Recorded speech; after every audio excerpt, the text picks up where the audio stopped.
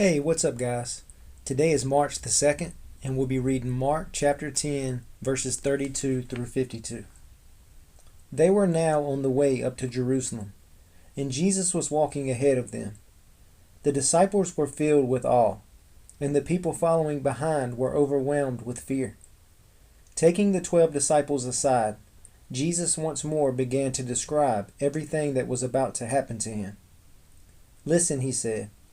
"We're going up to Jerusalem, where the Son of Man will be betrayed to the leading priests and to the teachers of religious law. They will sentence him to die and hand him over to the Romans. They will mock him, spit on him, flog him with a whip, and kill him. But after 3 days he will rise again." Then James and John, the sons of Zebedee, came over and spoke to him. "Teacher," they said, "we want you to do us a favor." "What is your request?" he asked. They replied, "When you sit on your glorious throne, we want to sit in places of honor next to you, one on your right hand and the other on your left." But Jesus said to them, "You don't know what you're asking. Are you able to drink from the bitter cup of suffering I am about to drink? Are you able to be baptized with the baptism of suffering I must be baptized with?" "Oh, yes," they replied, "we are able." Then Jesus told them, "You will indeed drink from my bitter cup and be baptized with the baptism of suffering. But I have no right to say who will sit on my right or my left. God has prepared those places for the ones he has chosen." When the 10 other disciples heard what James and John had asked, they were indignant. So Jesus called them together and said, "You know that the rulers in this world lord it over their people, and the officials flaunt their authority over those under them.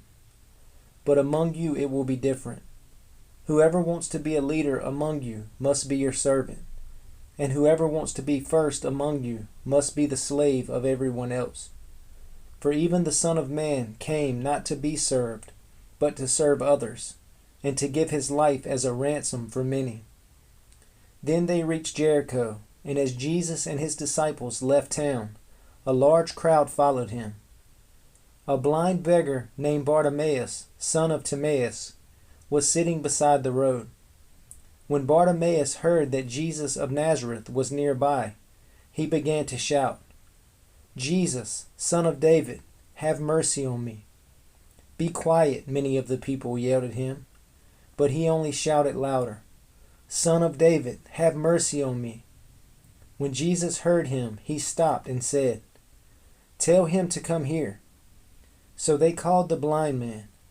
"Cheer up," they said. "Come on, he's calling you." Bartimaeus threw aside his coat, jumped up, and came to Jesus. "What do you want me to do for you?" Jesus asked. "My Rabbi," the blind man said, "I want to see." And Jesus said to him, "Go, for your faith has healed you." Instantly the man could see, and he followed Jesus down the road.